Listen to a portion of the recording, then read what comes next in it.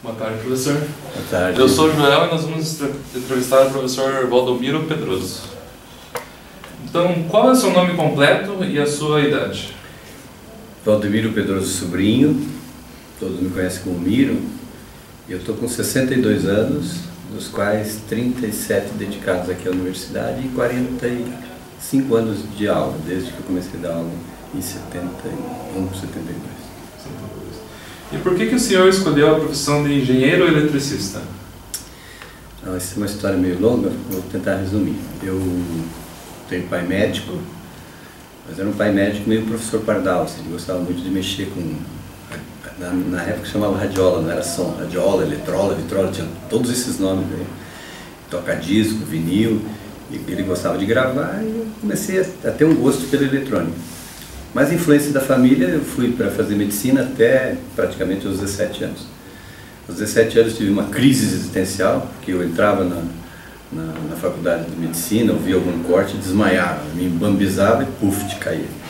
E resolvi pensar, na época, como é que a gente fazia isso? A juventude da época pegava uma carona e ia viver a vida em outro lugar para refrescar a cabeça. E fiquei durante quase um mês no Rio de Janeiro como hippie, fazendo pulseirinha, fazendo trabalhos manuais, comia muito pouco, às vezes nem comia, passando fome mesmo. E um dia, eu dormia na praia normalmente, tem um emissário que eles estavam construindo, que era para levar toda a obra das casas para o alto mar. Hoje não se faz mais esse tipo de jogar no mar os dejetos humanos, né? Mas naquela época fazia. E ali tinha o pier, onde o pessoal surfava, ficava toda a juventude, vamos chamar assim, na época, naquele local. E numa noite eu, dormindo, assim, acordei no meio da noite, olhei os prédios da Vila Soto, assim, falei, vou fazer engenharia eletrônica. E falei em voz alta, né? E aí o outro cara que estava no outro tubo dormindo, falou, cala a boca aí, dorme aí, maluco, não sei o quê. E eu acordei com aquele negócio na cabeça, com fome e tal, tinha um troquinho no bolso, fui tomar um café com pão, né, seco, que era possível.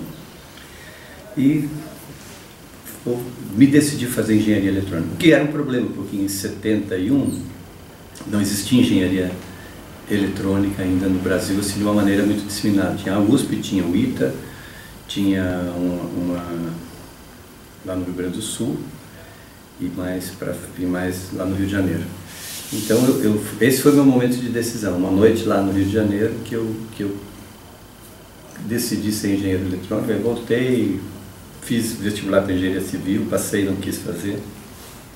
Aqui na Universidade do Paraná não tinha ainda energia, a parte de eletrônica, não tinha nem telecomunicações na época, só tinha eletrotécnica.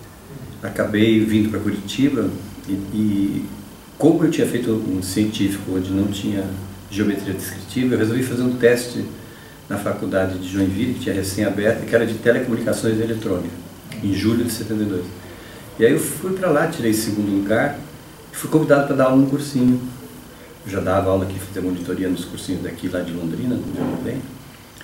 E eu acabei, vamos dizer assim, fazendo a engenharia, mas ao mesmo tempo fazendo a profissão de professor também. Nunca deixei de fazer essas duas coisas juntas. Então esse foi o momento em que eu decidi. Por conta de quê? Porque a eletrônica estava começando a fazer os primeiros minis, computadores, as primeiras circuitos integrados, e ela estava vindo como solução de uma série de coisas para o mundo. Era como assim uma espécie de um brinquedo, um jogo assim, que se poderia fazer com coisas muito pequenas. E era uma coisa que eu gostava de fazer desde a época do pai, né, que mexia com radiola, com o som. Legal.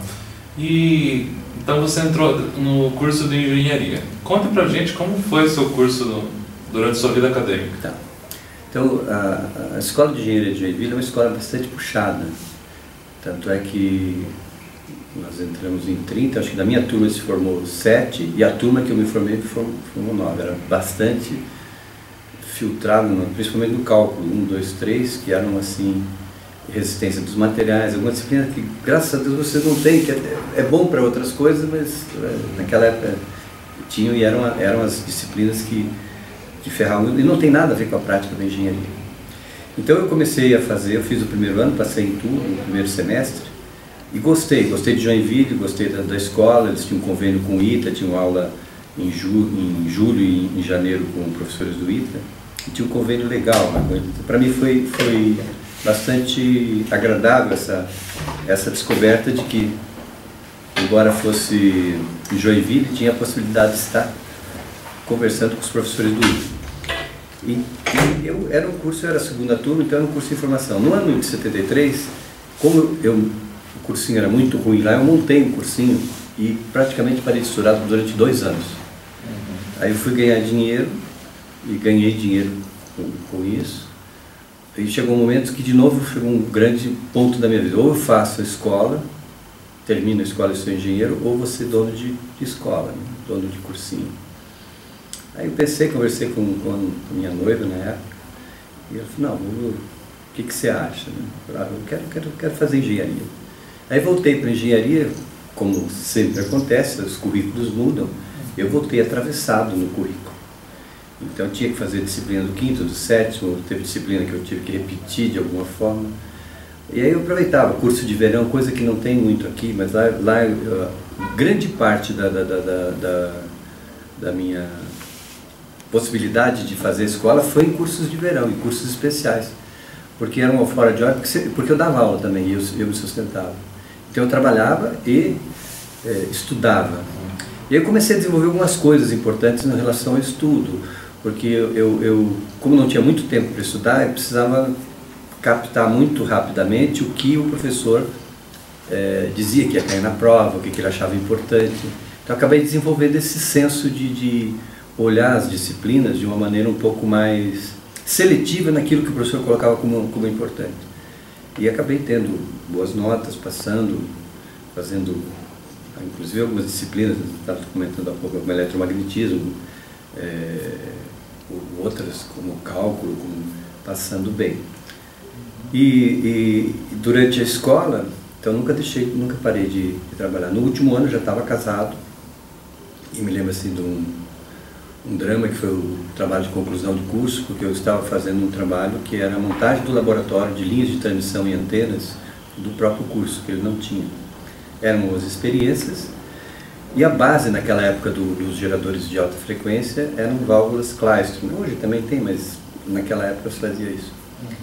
E roubaram essa válvula Klystron no meio do ano, e eu tinha até o final do ano para refazer todas as coisas, praticamente perdi todo o trabalho.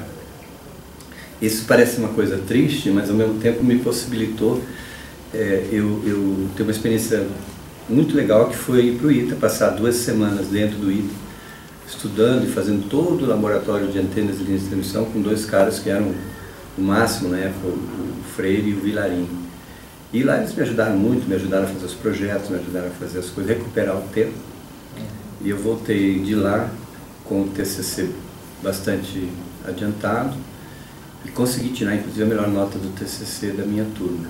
Mas não foi simples, tanto é que anos depois eu ainda sonhava que não tinha terminado o TCC, e acho que por grande praga da vida, durante algum tempo eu dei aula de TCC aqui de preparação para a primeira turma.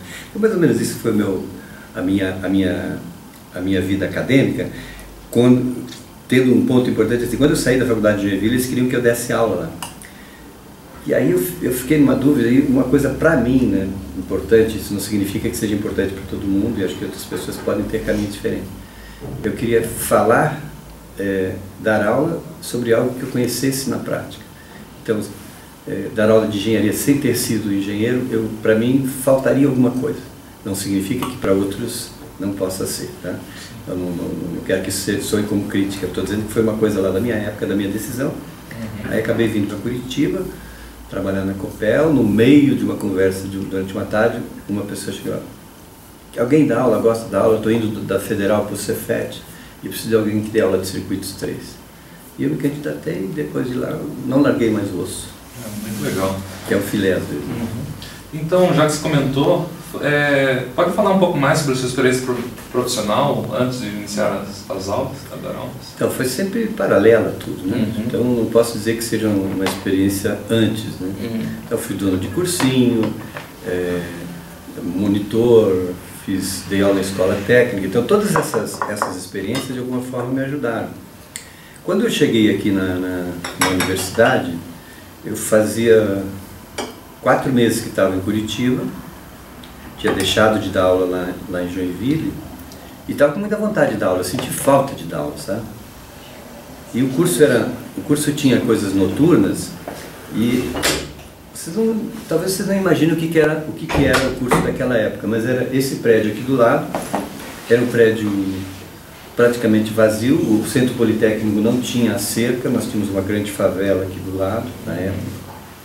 Então o pessoal vinha treinar, roubar carro, teve estupro, uma série de coisas aqui dentro, até que eles resolveram fechar. Mas o prédio era assim, de noite não tinha ninguém. Nós tínhamos uma pessoa de tempo integral, que era a professora Eliane, que era coordenadora também, e todos os outros professores de tempo parcial. Então, quando eu cheguei na sala, ninguém me apresentou. Eu cheguei na sala, olha, eu sou o Miro, eu substituí o Norton, que foi a pessoa que saiu daqui para dar aula no Cefet, e vou dar aula no Circuitos 3.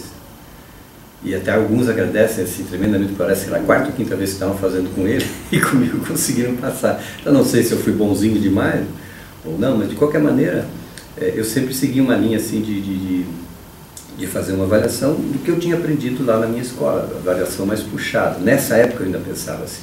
A minha experiência profissional foi feita em paralelo, trabalhando em telecomunicações durante 6 anos e dando aula aqui. Depois eu fui um tempo para o LAC. Aí sim, pude desenvolver bastante coisas na parte de pesquisa e pude incrementar bastante meu conhecimento técnico, tecnológico. Mas isso eu acho que a gente pode conversar um pouco mais para frente. Mas foi feito em paralelo. Certo.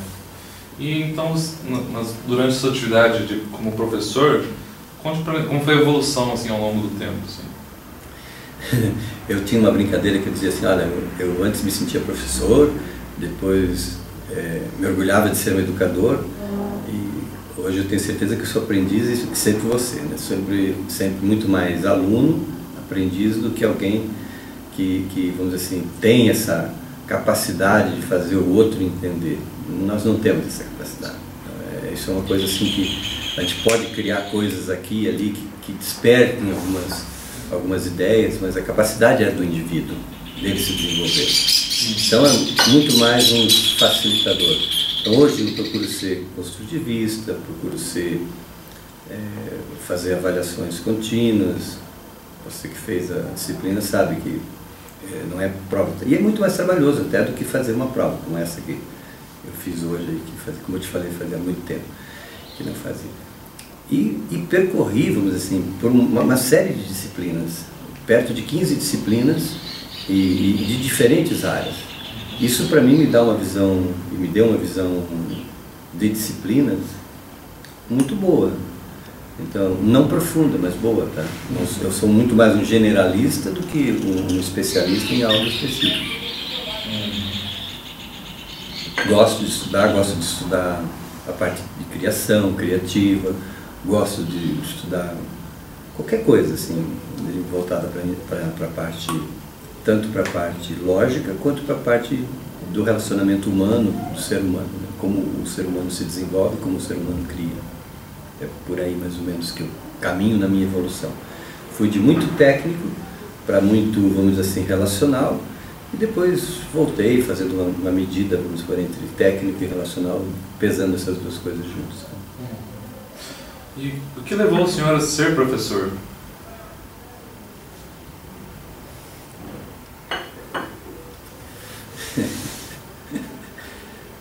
Primeiro impulso é muito de juventude, né? Muito hormonal, né? Eu dava aula particular para as menininhas, entendia bem a matéria, então, era uma forma de me dar bem, vamos dizer assim, no cursinho, no colégio. Depois por necessidade mesmo, sabe? E aí as duas coisas vinham juntos, né? Quando eu voltei a cursinho em 73, assim, eu gostava muito de aula de cursinho, uma coisa mais divertida, uma coisa assim que a gente tem que fazer as coisas divertidas. E era lá em Joinville. Joinville é considerada uma cidade com mais mulheres do que homens. Então era muito bom nesse aspecto. Tanto é que eu casei com uma aluna, fiquei 19 anos com ela, né? Foi o meu primeiro casamento, tive 4 filhos. Então hoje eu penso e sempre acho que essa coisa da relação professor-aluno tem que ser uma coisa mais distanciada, no sentido de haver um papel, não haver mistura de papel pessoal com o profissional. Acho que sempre que ocorre isso, os riscos são grandes. Como um casamento, 4 filhos, 4 netos, que não é um risco, é um prazer, eu tenho eles como uma das conquistas da minha vida. Tive uma vida boa com ela, mas dizer assim, começou no cursinho, começou num relacionamento assim. Então, as motivações mais, vamos chamar assim, mais da sombra, mais do lado escuro, são essas, são querer ser bem-quisto, querer agradar os outros. Em alguns momentos eu acho que eu cheguei a me sentir assim, que legal, eu tenho competência para fazer isso. Todas as vezes, de alguma forma, né, que me convidaram para ser patrono para mim, foram umas 8 vezes, mais ou menos, 8, 10 por aí, tá? Eu sempre me senti muito orgulhoso, assim, daquilo que estava fazendo. Então, é uma coisa que, como dizer, um café, uma cachaça, em que a gente poder ver o outro se desenvolver é uma coisa legal.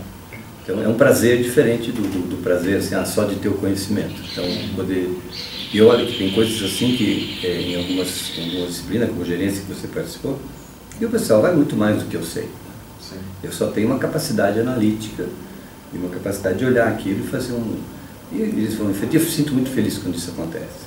Quando eles vão além de mim, que me ultrapassam e que me fazem sentir útil por ter possibilitado aquilo, mas ao mesmo tempo reconhecendo que sabe mais do que eu, estão muito mais aptos a enfrentar essa profissão, que é uma profissão bonita, do que talvez eu hoje estivesse. Então, no momento, qual que é a sua área de atuação ou pesquisa? Então, agora, nos últimos tempos, sempre trabalhei com gerência de projeto, pesquisa e metodologia de projeto, e os meus estudos vão sempre para a parte de gestão de projeto. Então, dentro da gestão de projeto tem um aspecto que a gente chama de problema complexo, que são os relacionamentos que isso tem com todos os envolvidos. Então, uma usina, quando é feita, ela impacta várias coisas. Uma grande indústria, quando faz uma fábrica, também impacta a região de várias formas. Então, tem vários envolvidos, várias pessoas que acabam batendo a nossa porta, vamos dizer assim, às vezes inesperadamente, e já sei, com um interesse totalmente diferente. Então, a usina tem os índios, tem os ambientalistas, isso é problema complexo. E os problemas complexos, eles são trabalhados de maneira diferente daquilo que a gente aprende na escola, que é uma relação de causa e efeito, uma relação causal, no máximo uma relação de diferencial de segundo grau, que você tem alguns problemas complexos aí, sei lá, na hidrodinâmica, alguma coisa. Mas na eletrônica, eu digo assim, nós na eletrônica, se a gente puder linearizar, a gente lineariza. Se a gente puder deixar no plano, a gente deixa plano. E jamais a gente vai para o espaço, vamos dizer assim. Vai, hoje já está indo, mas vamos dizer assim, o que puder ser planar, vai ser planar. Na telecomunicações e na própria eletrotécnica, a gente tem que ter um pouco mais de campo e tal, então é uma concepção um pouco mais voltada. Eu já pesquisei na minha vida, tinha uma época que eu pesquisava radiointerferência, teve uma época que eu montei aqui na escola o primeiro grupo de pesquisa de microeletrônica, que a gente fez o primeiro circuito integrado, o Evaldo, o Mário nem era professor, era técnico da física, junto ali, e outras pessoas que também acabaram partindo. Então, essas foram as áreas de pesquisas que eu comecei, como fez do fim para o começo, né? Então, hoje eu trabalho em cima de gerência de projeto, criação, métodos criativos e gosto de pesquisar isso. Provavelmente faço alguma coisa em relação a essa conjunção microeletrônica com processo criativo, até para poder escrever um pouco mais aqui dentro da escola. Certo. Então, você pode me comentar quais as diferenças da universidade na época em que você estudava e no período atual? Eu vou te contar uma coisa. Em 79 eu entrei aqui passei no vestibular aqui, em 78, desculpa. Passei no vestibular, passei em 5º lugar aqui em eletrotécnica. E não tinha vindo para Curitiba, né? Foi um pouco antes, eu já tinha me formado, mas não tinha, porque eu não tinha os artigos equivalentes à eletrotécnica. E até tenho direito, pelo meu ano de entrada, né, na escola. E quando fiz, eu posso fazer a comparação, por exemplo, de lá com o que era então o meu curso, ele tinha uma série de professores de tempo integral e alguns professores de tempo parcial. Quando eu cheguei aqui e comecei a dar aula, nós tínhamos uma professora de tempo integral.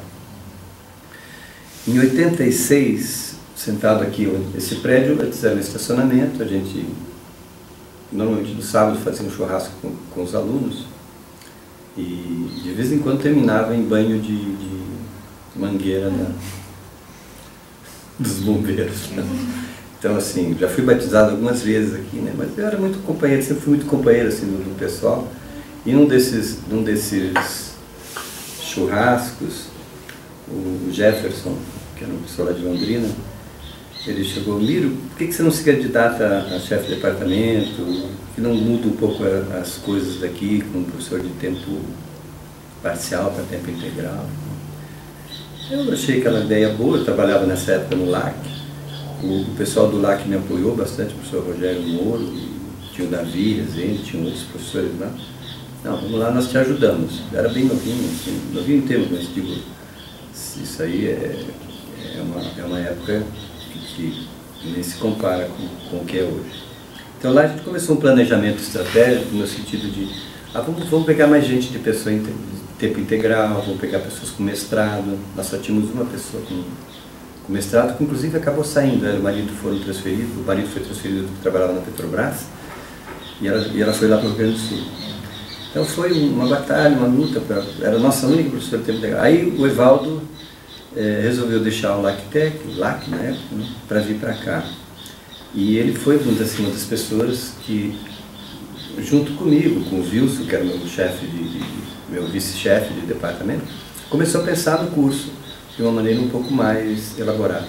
Nessa época veio para Curitiba uma escola brasileira argentina de informática, que tinha a intenção de modificar os currículos e a parte científica do que acontecia em microeletrônica, automação, robótica, todas as áreas de ponta, vamos chamar assim, engenharia biomédica. E era uma coisa muito legal, assim, porque eram 600, 800 pessoas que se reuniram aqui em Curitiba, para fazer um upgrade do conhecimento local. Então vinha argentinos, vinha brasileiros, parte de software, de hardware, e era uma integração grande, assim, sabe? Então eu participei, era das pessoas que estava junto a esse evento de porte grandioso, porque o LAC estava junto. Nessa época nós tínhamos um doutor só em engenharia elétrica no Paraná, um doutor, e começamos a ver uma forma de fazer as coisas se modificar. Aí aconteceu um programa de informática industrial na PUC, e alguns professores de fora, vieram 4 doutores da França, começou a fervilhar um pouco mais a engenharia com essa coisa de pesquisa. Então, até esse momento, a engenharia era estritamente prática. Então, assim, o curso aqui eram dados por pessoas extremamente práticas, extremamente voltadas, vamos dizer assim, no caso de eletrotécnica para sistema, tanto é que eram um dos melhores cursos de sistema. Na parte de telecomunicações, muita influência tanto da Telepar quanto pessoas da Copel como eu, como a Laje, que trabalhávamos com telecomunicações e trazíamos a parte prática da telecomunicação. E pesquisa praticamente nenhuma. Tinha um pouco de pesquisa no LACTEC, mas pesquisa aplicada. Então, com o Evaldo vindo, o Oscar, à medida em que foi se constituindo, na década de 90, final de 80, 90, foi constituindo um corpo de professores, passou-se a ter mais vida. Mas eu me lembro que uma das atitudes que a gente fez lá na época de 86, que eu era chefe de departamento, o curso não tinha sala. Então a maioria das salas de aula era na PF1, era tudo fora. Então aqui era para ser, esse prédio foi construído para ser sala de laboratório. Mas não tinha laboratório, tinha mais, eram uns 4, 5 almoxarifados, tinha lá embaixo milhares de componentes, mais milhares de componentes eletrônicos que a gente não podia usar porque tinham sido doação. O chefe anterior falou, puxa, mas a universidade não podia receber, e eu fui meio assim, meio maluco nessas coisas. Ah, tem doação, tá aí, alunos, usem, vamos fazer montagem. Começamos a montar gerador de sinais, começamos a montar projetos para fazer osciloscópio, para comprar osciloscópio. E eu me lembro que durante um bom tempo, os miseráveis 6 osciloscópios Minipa que eu comprei aqui eram as únicas coisas que tinha aqui dentro. E até ficava triste com isso, né? Porque um período de 2 anos de chefe de departamento, a gente tinha conseguido uma série de coisas. E uma das coisas que eu consegui fazer foi comprar, porque tinha uma lei que dizia, ah, não é possível comprar na universidade, é muito difícil. Eu fui entender o processo, fui fazer como é. E eu me lembro que eu consegui gastar toda a verba do departamento, o chefe do setor, o Marhofer na época, me deu mais uma verba, gastei mais aquilo, e fui gastando bem, conseguindo trazer bastante coisa. E tem uns pontos assim muito legais que assim, nós não tínhamos sala de aula aqui, então não tinha quadro negro, não tinha nem quadro branco, né? Então nós fazíamos mutirões, o Evaldo participou muito disso, e os alunos, mutirões para mudar as salas. Então o que a gente precisa mudar a sala? Né? Então vamos fazer aquelas PKs ímpares, então, deixar o laboratório para cá e explicar. A gente fazia, colocava quadro negro, aí não tinha carteira. Então o que fazia? Eu falei, professor, eu preciso de carteira e tal. Aí um dia, eu tanto pedi para ele, fui tão insistente que ele falou assim, ó, tem a tal sala de aula lá da mecânica, ele era da engenharia mecânica. Aquela sala tem um monte de carteira lá de embuia, velha e tal, ninguém usa, mas eu não vou poder dizer que te autorizei. Você vai lá, pega as carteiras e traz para a elétrica. Eu falei, tá bom. Aí chamei a turminha, era uma turma boa assim de os alunos, né? E a gente foi lá para a mecânica e trouxe aquele monte de... Até hoje vocês olham essas... Tem umas até que tem aquele furinho para você colocar o tinteiro e escrever com pena, né? E, enfim, conseguimos montar algumas salas de aula e dar vida ao que a gente chamava para o departamento, porque o prédio era vazio. Sim. O prédio era assim, teve um ano que teve uma transição entre o semestral e o anual, que eu dava aula no semestral e já tinha virado anual, então tinham 2 alunos, 3 alunos. Então tem uma coisa muito engraçada ali da PK1, que eu estava dando aula, um aluno tinha faltado, eu estava com 2 alunos, né? Aí um aluno, professor, com licença, eu vou no banheiro. Eu continuei firme dando aula para aquele último lá. Ele falou, professor, eu também vou no banheiro. E aí eu falei, bom, nessas alturas, tem uma coisa que também vou no banheiro. Parou a aula, né? Simplesmente parou a aula porque eles decidiram. Mas foi assim, foi uma experiência legal, porque muitos anos depois essa pessoa veio e falou, ah, você lembra aquele dia que eu fui super poderoso com ele? Ah, claro. Mas foi assim, mas eu tinha essa coisa de um prédio muito vazio, eu me dava dó disso. A minha escola era uma escola muito viva, assim, em termos de diretório, não tinha diretório, não tinha nada. Então, dessa época aí nós promovemos a 4ª Ciatel, porque a Ciatel não era regular, aí conseguimos trazer uma Mana, conseguimos trazer o Zufo, trouxemos uma porção de gente de peso de fora, e foi uma Ciatel que envolveu um monte de gente profissional. Assim, foi feita lá na FIEP, um auditório da FIEP da época, assim, e o pessoal se agilizou para fazer essas coisas, sabe? Ia buscar no aeroporto e tal, e veio gente de peso top no Brasil. Tanto é que tanto o Zufo quanto o Mamana acabaram vindo para fazer parte da banca de um concurso de professor titular que teve aqui, que foi o Otamiro Suzin, que passou um tempo conosco, ele passou uns 2 anos e depois foi embora para o Rio Grande do Sul. Pena, porque ele seria o nosso doutor da época, e a gente faria um salto, né?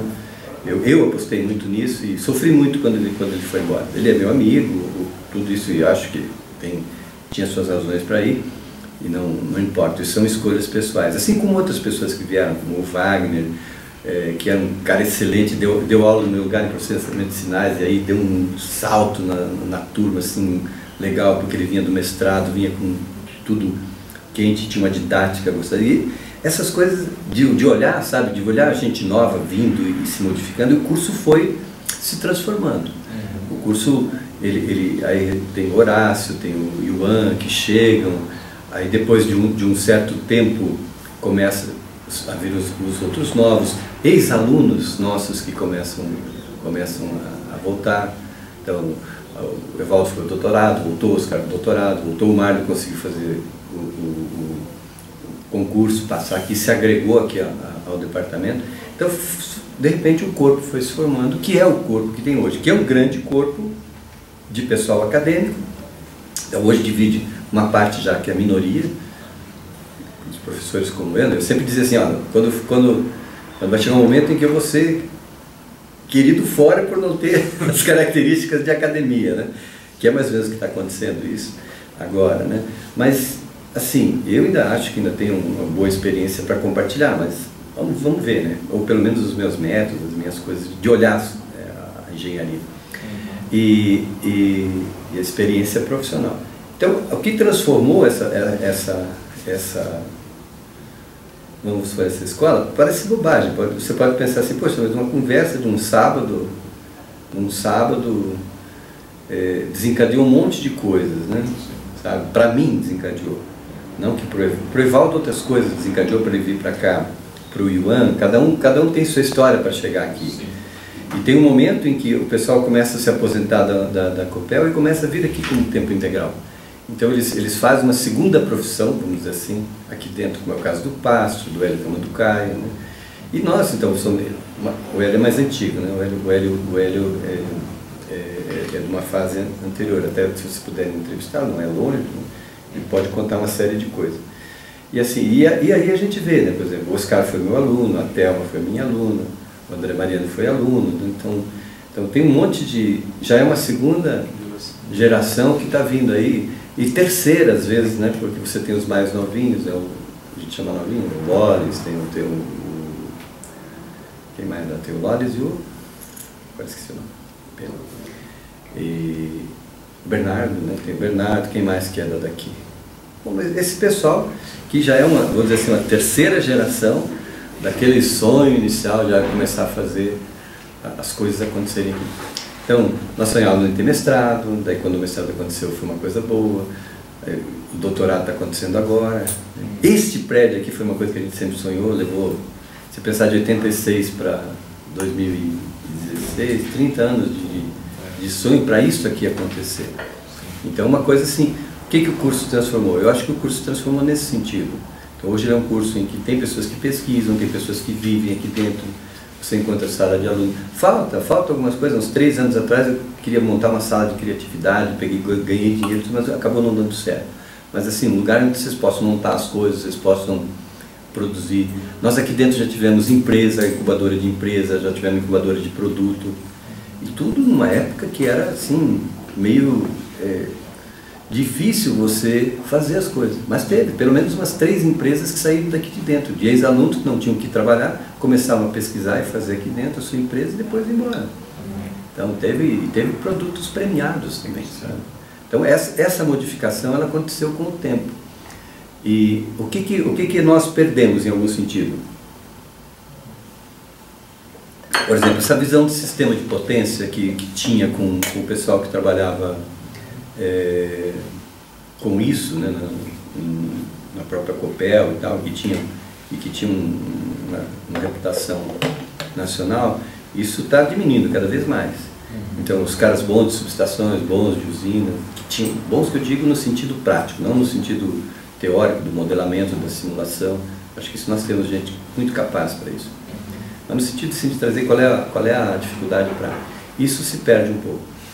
Seria legal se a gente pudesse ter, como algumas outras universidades de fora, em que o professor sai, mas ele continua de alguma maneira trazendo aquela experiência de uma forma mais amena, porque já está numa fase de aproveitar a sua aposentadoria, mas continua contribuindo. Sim. Continua fazendo alguma atividade que de alguma maneira o enobrece também, porque é difícil. Esse ano eu tive essa experiência de pedir aposentadoria e era para sair, porque eu já tenho tempo, e só por conta de algumas coisas lá do INSS não saiu ainda. Aí voltei, mas assim, eu estava com saudades, tá? Então é uma coisa que a gente está com gente, está trabalhando, está assim, não precisa nem ser o reconhecimento do aluno, mas assim, às vezes o olhar, o jeito, o cara vem e pede uma explicação, pede Você sente que ele está desesperado, de repente você, com a conversa que tem com ele, ele tem um insight, começa a ter um olhar diferente, isso dá uma satisfação para a gente que não se conta. Então, em linhas gerais, vamos dizer assim, tudo que eu vivi no curso, hoje eu digo assim, há muito tempo esse curso aí, assim, é como, joga-se uma pedrinha na água, né? Você não sabe as marolas que vão produzindo, é o efeito borboleta, como se diz. Então, assim, ele está assim, nossa, com conquistas e coisas muito legais aí, que não tem nada a ver mais comigo, tá? Sabe? Não tem daquela coisa lá inicial, estou colocando porque eu participei disso, mas de um sonho, e nessa agregação de sonho, naquele momento foi preciso fazer isso. Mas depois tiveram outras pessoas, a própria continuidade, a determinação do Evaldo, do Mário, do Oscar, de todo esse pessoal que veio, de cada um trouxe uma contribuição, e hoje você vê, hoje eu olho o departamento com uma força, inclusive uma força política. Então, se aprendeu a fazer política aqui dentro, nós temos um chefe de setor, um diretor de setor, isso é muito legal. Esse momento histórico da vida aqui de Curitiba é muito especial. O presidente do IEP é ex-aluno da Universidade Federal daqui, o diretor da Copel é ex-aluno daqui, o diretor do setor é daqui. Então tem algumas coisas, vamos dizer assim, que tem tudo a ver com a história da universidade. Então é legal no sentido de você dizer, poxa, nós estamos produzindo pessoas que, além de engenheiros, eles estão influenciando a sociedade, influenciando como na Copel, como no Instituto de Engenharia, influenciando de uma maneira bastante intensa e num grau que a gente nem imaginava. Então, nós já saímos daqui diretores da Furukawa, já saímos daqui pessoas que tiveram a capacidade de não só empreender, mas também representar de uma forma muito digna e, claro, para o seu próprio trabalho pessoal,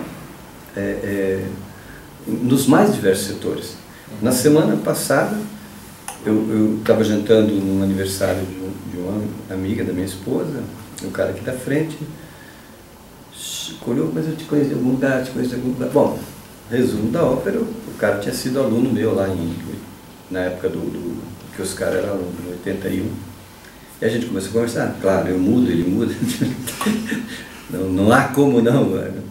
E hoje ele é um dos diretores de uma grande empresa aqui de papel.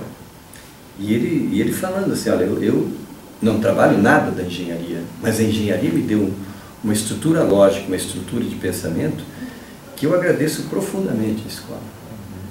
E que foi o que deu sucesso para ele. Ele teve a oportunidade de fazer uma carreira, e faz uma carreira internacional. Ele está essa semana em Moscou, tratando de negócios lá para trazer investidores aqui para o Brasil. Cara, isso é assim uma coisa... Então, você recebeu uma informação dessa, assim, poxa, o que é? A gente não sabe a dimensão. Pois você está conversando comigo aqui, o que vai ser daqui a 20 anos? Quem você vai ser?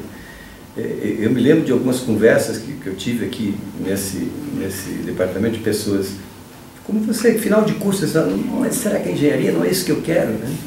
E dois deles foram um cara assim que eu conversei muito, se forma, faz uma pós-graduação depois do que você achar, mas você vai ter um diploma.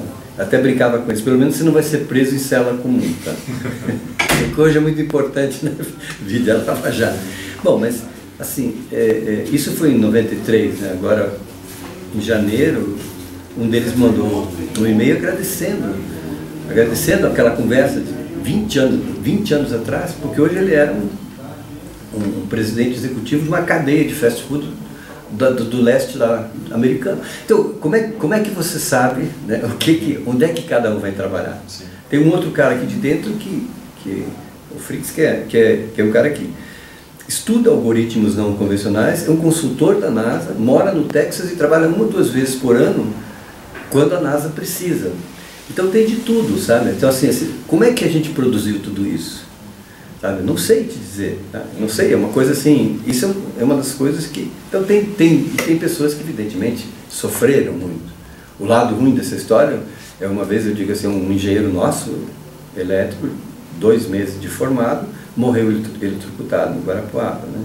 Então, qual que é a nossa responsabilidade também nisso? Na época eu olhava isso e ficava pensando assim, né? Poxa, como que é sair um engenheiro daqui sem essa questão da segurança, sem essa questão, e morrer, né? Pô, são 20 anos de estudos, você tem todo um caminho pela frente. Então, desde o brilho até a tristeza, eu acho que tem de tudo. Então, hoje a escola está num grau em que tem muitas coisas a se elogiar e muitas coisas a evoluir. Então, quando eu voltei aqui nesse ano, pediram para eu estudar a relação com o LAC, né? que é um convênio que é para ser de pesquisa e tal. Poxa, por que isso não dá certo? Por que não tem, como outras universidades, mais empresas, mais indústrias aqui dentro, fazendo uma interação? E o que facilitaria o mercado de trabalho para quem quer trabalhar na indústria, não só para aqueles que querem seguir uma vida acadêmica. E, de uma certa maneira, eu ainda defendo um pouco essa questão de que parte dos estudantes, eles têm que ir para a sociedade e trazer respostas melhores, seja no campo que for.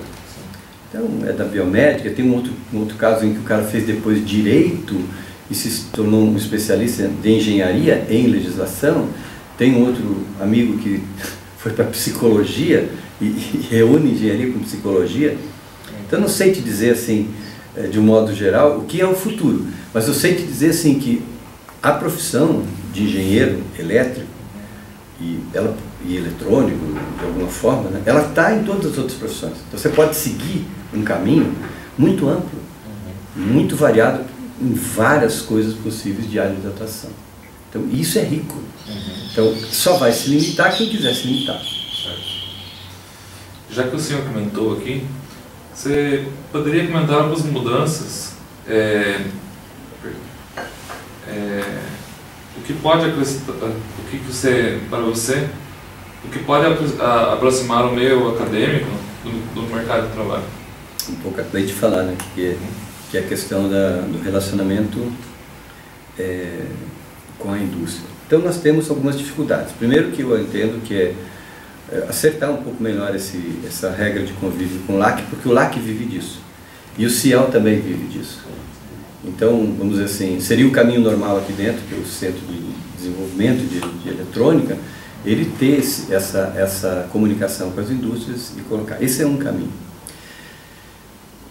Acertando isso, eu acredito que seja uma forma, vamos dizer assim, de estar mais próximo. Agora, para mim, isso é um desafio cultural. É uma coisa da cultura. Nós temos uma cultura um pouco diferente, por exemplo, do Cefet, um pouco diferente da PUC. Se você olhar os estágios, como são aproveitados, as formas, aqui um pouco mais aberto.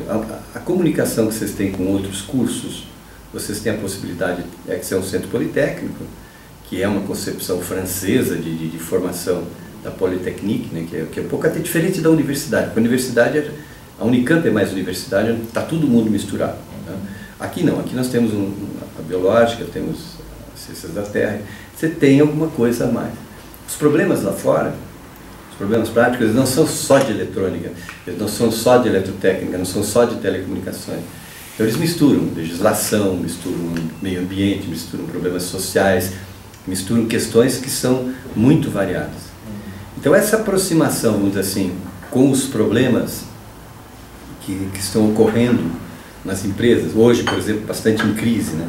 Como é que eu posso pensar em formar pessoas para um momento de crise? E eu não posso ficar pensando nisso, porque a educação, normalmente, quando o cara entra no primeiro ano aqui, a crise lá daqui a 6 anos pode ser totalmente diferente a situação do Brasil. Então, nós temos que estar sempre com esse jogo de estar fazendo uma preparação para os que estão saindo, olhando o imediato, mas também olhando o longo prazo. Então, eu entendo que, por exemplo, o conselho do setor de tecnologia, como nas universidades, por exemplo, americanas, deveria ter um conselho de pessoas ligadas às empresas, às indústrias.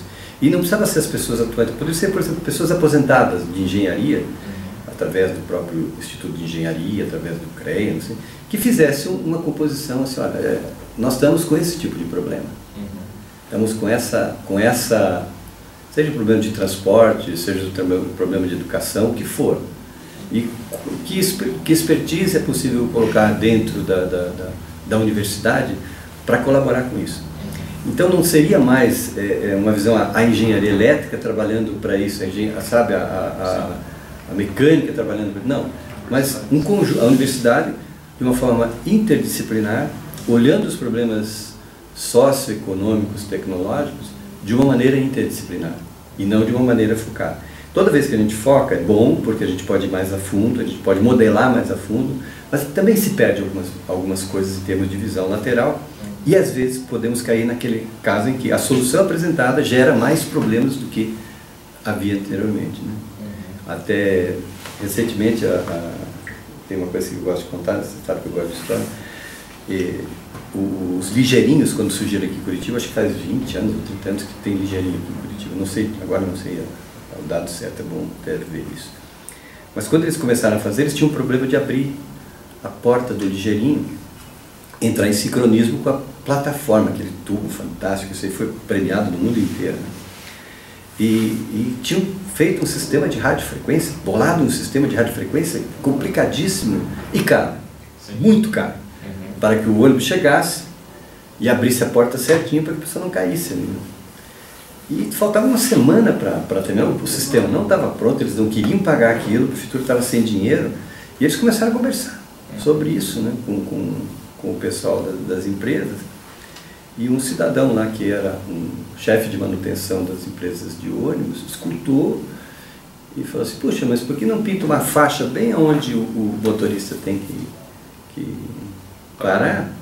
E ele sabe, ele vendo a faixa, está resolvido o problema. Custo baratíssimo, sem eletrônica, né? Sem radiofrequência, sem modulação, sem nenhum controle. Mas assim, resolveu, e até hoje isso funciona. Então, quando eu digo, não estou querendo menosprezar a eletrônica, assim, se você vai num ortopedista, dizendo que você está com uma dor, ele meio que tende a pensar naquilo que você tem, né? Então, é o modelo mental influenciando na solução. Sim. Então, essa aproximação da prática, ela precisa passar por uma consciência de qual é o modelo que a gente pensa, qual é o tipo de solução que a gente normalmente traz, e se não existe formas mais simples e baratas de fazer, como esse que eu te falei. Então, assim, de repente não precisa de um sistema sofisticado, de repente é uma coisa muito simples. Teve um dos prêmios, eu acho que comentei com vocês uma época, que fizeram um medidor de energia chamado Turtle, tartaruga, que ganhou um prêmio lá nos Estados Unidos. Ele mandava um pulso a cada 15 dias, uma coisa assim, uma bobagem, tá? Mas assim, era uma coisa muito, por isso se chamava tartaruga. Ele mandava medição de 15 em 15 dias, então era um pulso que corria na rede durante 15 dias, não precisava mais do que isso para medir, tá? Então todo mundo louco para velocidades maiores, alta frequência, etc. O outro vai lá do outro lado e fala: eu quero um pulso a cada um ano. O que é isso? É uma tartaruga mesmo, andando, né? Não nadando. Mas assim, mas que de alguma forma atendia as coisas. Então, onde está o simples? Onde está o singelo? Então, as soluções, para mim, de aproximação com a prática, vai passar por essas coisas. A interdisciplinaridade e um olhar mais simples de resolver. Que às vezes não interessa para o acadêmico, porque ele quer uma coisa que publique. E o simples não dá publicação, a não ser que seja uma coisa muito genial. Mas o simples é, às vezes, o trivial colocado de uma outra forma, e às vezes o trivial é evitado por conta de que ele tem que produzir artigo, produzir ciência, vamos dizer assim, no nível que hoje é exigido aí, em termos de revista, né? Certo. O senhor poderia comentar algumas mudanças significativas que ocorreram ao longo dos anos no ensino da engenharia? Eu entendo que a vida dos professores de tempo integral trouxe uma possibilidade de extra classe. Eu com 20 horas e outros com 20 horas, a tendência é vida, aula, embora, vida, aula, embora, vida, aula. Isso não cria o extra classe. Não cria nem a extensão e nem a pesquisa. Então, essa é uma ação que para mim foi muito legal, assim, no momento em que... E olha que eu pessoalmente não fiz parte disso, né? Mas eu vi isso aí acontecer. Teve uma época que eu fiz parte, fazia pesquisa, a gente fazia extensão, fazia cursos. E hoje eu acho que a extensão é pequena aqui, tá? Então poderia ser um pouco mais, ou tem a Ciatel, tem alguma outra coisa que é feita. Acho que poderia ser, talvez seja uma coisa a ser melhorada. Talvez eu até não saiba de outros programas que tenho aí, mas pelo que eu sei não tem muito. Então a extensão poderia ser melhorada, que é onde você vai, a sociedade, onde você cai na questão anterior. É através da extensão que você puxa o conhecimento acadêmico. Mas para puxar o conhecimento acadêmico tem que ter algum tipo de pesquisa, ou pelo menos algum tipo de desenvolvimento aplicado. Então essa área nossa é muito aplicada, muito. Então nós precisaríamos ter muita aplicação para poder melhorar o curso e pesquisa e aplicação, desenvolvimento de aplicação para melhorar o curso e fazer uma extensão. Então mais ou menos nesse caminho. Ainda é um caminho tradicional. Poderia ter outras coisas? Poderia. Como esses núcleos interdisciplinares, fazendo soluções de problemas, criativos, dando osciloscópio, dando tudo que fosse possível para que o pessoal montasse soluções, independente se o cara, inclusive, é da engenharia elétrica ou da mecânica, o que for. Tem alguns projetos legais aqui de carros, que vocês devem conhecer, que seguem um pouco essa... Mesma coisa do robô do Evaldo, tem um pouco dessa coisa que desperta a criação. O engenheiro tem que ser criativo, não é que tem que ser, mas o engenheiro é em princípio criativo. Sim. Ele tem que se instigar, vamos resolver isso, vou olhar isso de uma outra maneira. Então o curso ele precisa dessa veia instigante, assim, sabe? Certo. Então, para o senhor, qual que é o papel do professor na universidade? Bom, eu como professor de tempo parcial tenho um papel diferente do professor de tempo integral e do dedicação exclusiva. Eu entendo essas diferenças de papel, eu entendo que o professor de tempo parcial ele vem e traz um olhar mais de aplicação, mais do que está acontecendo lá fora. Se eu perder isso, eu vou estar trazendo a minha melhor contribuição, eu vou estar superado, então deve vir outro que traga mais informação. O papel do professor de dedicação exclusiva, de alguma forma, é pesquisar, dentro dessa pesquisa, construir um arcabouço de conhecimento que possa ser aplicado na sociedade e que possa ser também, de alguma forma, formar subsídio para que os alunos aprendam esse novo conteúdo, trazendo soluções melhores para a sociedade. Então, vamos dizer assim, o papel do professor, ele é além da educação, além do repasse de conhecimento. Eu hoje entendo que o papel do professor, incluindo 20 horas e 40 horas, é dar uma postura, fazer com que cada um tenha uma noção do comportamento do que é ser engenheiro, ou do que é ser um acadêmico, ou do que é, enfim, o que é ser, qual a postura do engenheiro, o que o engenheiro faz quando vê um cabo solto, o engenheiro eletricista faz quando vê um cabo em curto-circuito ou aberto na rua, o que ele faz, em qualquer situação. Então nessa linha, vamos dizer assim, é muito mais o ensinar a postura, e aí vai até a cidadania. Se você for pensar numa coisa mais profunda, o que é um engenheiro cidadão? O que é um engenheiro que participa da sua vida social, municipal, da fábrica, de uma maneira mais consciente de que ele não é só um cara que mexe na técnica. Ele tem responsabilidades políticas, tem responsabilidades sociais, ambientais, e que ele faz parte disso tudo.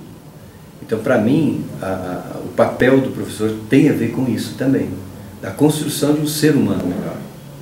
E aí nós pecamos de algumas coisas. Por exemplo, nas questões relacionais, nós não trabalhamos muito pouco. Como é que você vai dirigir uma equipe? Como é que você vai trabalhar numa equipe? Como é que ser um elemento de equipe? É muito mais, a cobrança toda é muito mais individualista, do desempenho individual, e não do desempenho social. Então, eu entendo que isso é um passo possível no desenvolvimento do papel do professor. E eu fico muito contente quando o grupo de professores aqui já consegue se unir para constituir uma chapa de professor, de coordenação, que tem um cunho da política social da engenharia elétrica. Quando consegue eleger um diretor de setor, um chefe de setor, isso tem este cunho que está sendo trabalhado. Então, mesmo não de uma maneira sistemática, de uma maneira quase que errática, vamos dizer assim, isso vem acontecendo porque é uma necessidade social. E hoje a gente está passando uma dificuldade de olhar o país, né? Poxa vida, que país que eu tenho? Esse país sou eu. Cada candidato, cada político que vai para Lava Jato, de alguma forma eu vou junto, porque eu permiti que isso acontecesse, eu construí isso também. Então, aquela representação do Congresso é parte da sociedade. Então, hoje, nos falta, eu acho que um olhar mais firme para um papel do professor, passando essa conduta do engenheiro como sendo responsável pelo desenvolvimento do país. Na Coreia, na China, engenheiros ocupam lugares de destaque no desenvolvimento tecnológico. Mas eles aprendem também a questão de gerenciar, aprendem outras coisas, porque senão você acaba sempre tendo um viés técnico que, na hora da relação com as pessoas, acaba se tornando bastante atrito, né? E não resolvendo. Em vez de ajudar, pior. Isso. O que o senhor acha sobre a estrutura da Universidade Federal do Paraná? Puxa, é uma das coisas mais antigas que existe, né, esse tipo de estrutura. Porque é uma democracia, dita democracia, mas não é uma democracia. Então, você tem as votações hoje que são bastante paritárias, chega-se ao poder por voto, né? Mas o voto dos alunos, que são a maioria, tem um valor, tem um peso, o voto dos funcionários tem outro, dos professores, quem que elege realmente? Tá? Então, assim, pensando nessa estrutura, vamos dizer assim, de poder, é uma estrutura bastante antiga. E, ao mesmo tempo, por ser uma coisa aberta, ela poderia se reinventar, né? Assim, colocar coisas mais abertas em relação a esse tipo. Mas vamos dizer, um rito. Tem um rito para ser chefe de departamento, tem um rito para ser professor, tem um rito...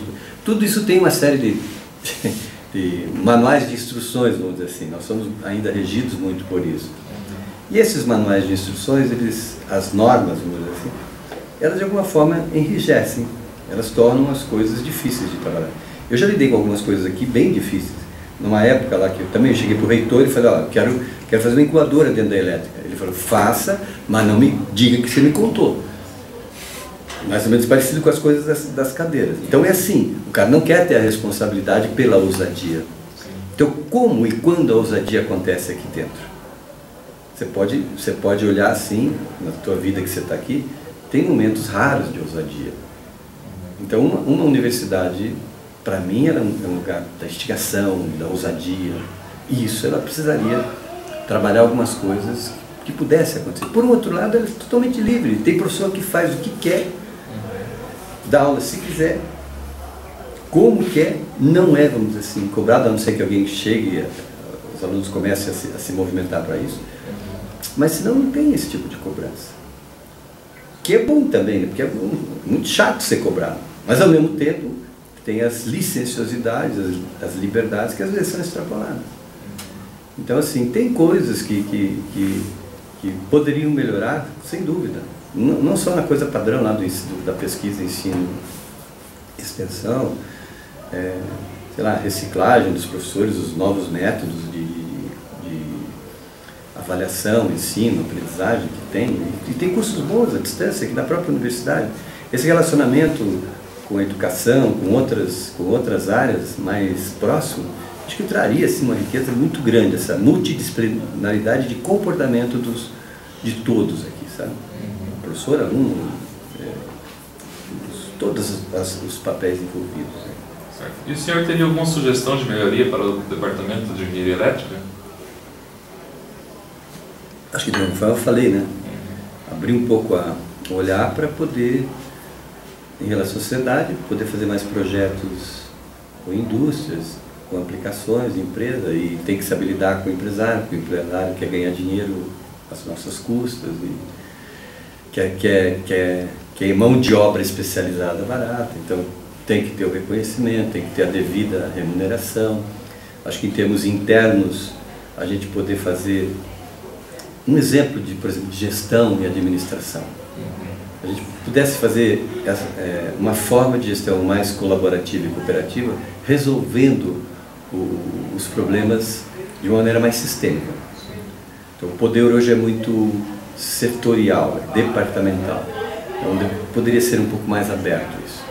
Em termos de currículo, acho que uma parte das disciplinas, dois lados, uma parte da disciplina poderia ser com ensino à distância de altíssimo nível, mas para isso precisa montar uma estrutura que produza esses conteúdos de alto valor e que gravado, uma vez que nós estamos gravado aqui, possa ser revisto e possa criar, fomentar o que eles chamam de aula virtual, que é, não sei se você lembra lá, mas são criações da discussão que não precisa ser presente mais, mas ser a discussão através de toda a mídia social que existe. Então hoje a mídia social não está inserida no ensino, na universidade, talvez na cola, talvez em alguns aspectos do submundo, mas vamos dizer assim, isso teria que estar inserido. E a gente poderia ter 20% menos de espaço físico, por exemplo, por causa das aulas, por causa disso, isso acontecendo no plano virtual, que é o que acontece com muita empresa. Hoje os projetos são feitos em vários pontos do mundo, os caras só se interconectando, trabalhando em sua casa. Então, vamos dizer assim, esse avanço em relação à parte do ensino à distância, digitalizado, mas participativo, construtivo, ele é um desafio e precisa de uma estrutura. A universidade começa a fazer isso em algumas áreas. Precisaria ter mais no nosso, para mim, carece o curso aqui. E a outra questão que eu já reforço de novo, essa multidisciplinaridade de trazer os problemas para cá, não só o problema elétrico, assim, mas outros problemas, que a gente possa participar e possa ir aprendendo a resolver os problemas junto com os outros engenheiros, junto com as outras profissões, fazendo soluções coletivas. Principalmente olhando o país como um país que é um país novo, que precisa da gente, precisa de dinheiro para desenvolver, para se tornar um país tecnologicamente estável e desenvolvimento, porque ele ainda não é, e que possa ter um reconhecimento, porque somos criativos, nós temos muitas coisas legais que é possível aproveitar da cultura que nós temos, que eu entendo que é só questão de ter um pouco de ousadia. E aí vem a palavra de novo, ousadia, que é o que se pode fazer de uma maneira mais ousada. E talvez eu nem tenha a resposta, mas é só perguntar para toda essa população que tem aí 600 pessoas, né? O que você faria de ousado aqui dentro, né? Tá? Será que não vem uma resposta que seja realmente ousada? Tomara que sim, né? Senão o nosso grau de ousadia está muito baixo. Então o que a gente está fazendo para matar a ousadia? E engenharia não é feito de... O que é o contrário? De uma certa maneira, a covardia, é o se aquietar, o se acomodar no campo. Então o que falta para ser mais ousado, tecnologicamente? Enfim, em termos de ensino, em termos de aprendizagem, o que falta? Né? Então, faz essa pergunta para uma população de 600, alguma coisa deve vir. O senhor teria mais alguma coisa a acrescentar nessa entrevista? Não sei, agradecer, sempre um agradecimento. Eu acho que poder falar, conversar, é muito mais para vocês terem uma noção. Vocês não viveram, né? Algumas dores, algumas tristezas aqui dentro. Teve momentos de passa sempre as coisas alegres, mas teve momentos tristes também. E claro que os momentos de alegria, os momentos felizes, em que a gente sente de alguma forma realizado como professor, como engenheiro, como educador, como gente, né? Acabam sendo maiores e acabam trazendo esse conforto ao coração. Eu desejo que vocês como profissionais sejam muito bem sucedidos, que vocês possam estar daqui um tempo, quando saírem da universidade, voltando para cá, não fazendo como a maioria das pessoas que quando saem, isso aqui fica do passado, chega, recebeu o diploma ou vem fazer o mestrado, né? E aí renovar, vamos dizer assim, essas relações, né? Então, vocês que já fizeram a disciplina comigo, vocês já não são mais alunos, para mim não são. Então, como é que a gente faz para se criar essa rede de relações entre toda essa comunidade? E tem universidades que fazem isso muito bem, que fazem com que o próprio corpo de engenheiros que vai saindo vai se protegendo e vai abrindo espaço de caminho para aqueles novos que vão entrando.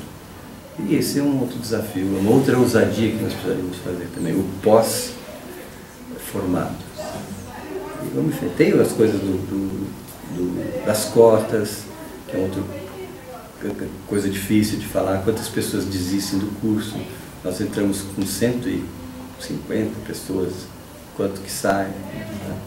Então, se você olhar essa produção nossa, assim, só do número de que entra e que sai, é difícil da gente ver, sabe, o que acontece nisso. Será que os alunos que têm responsabilidade, os professores, o sistema, então olhar isso de uma maneira melhor. Puxa, seria muito legal começar a sair mais gente, mais qualificado, mais bem representando, né, o curso e, portanto, tendo uma carreira mais fácil de fora. Em nome dos alunos da Universidade Federal do Paraná, eu queria agradecer a sua disposição a essa pequena demonstração do que foi a história da nossa arte, e agradece todo esse tempo que o senhor teve dando aula para a gente. Assim. E muito obrigado. Okay. Eu agradeço e peço desculpas se eu esqueci de mencionar alguém que é importante aí, tá? Acho que isso de vez em quando a gente esquece. E provavelmente tem muitas pessoas aí que colaboraram com toda essa história, que acho que você deve ouvir, e vai complementando, e outros vão falar de coisas que complementam o que eu disse.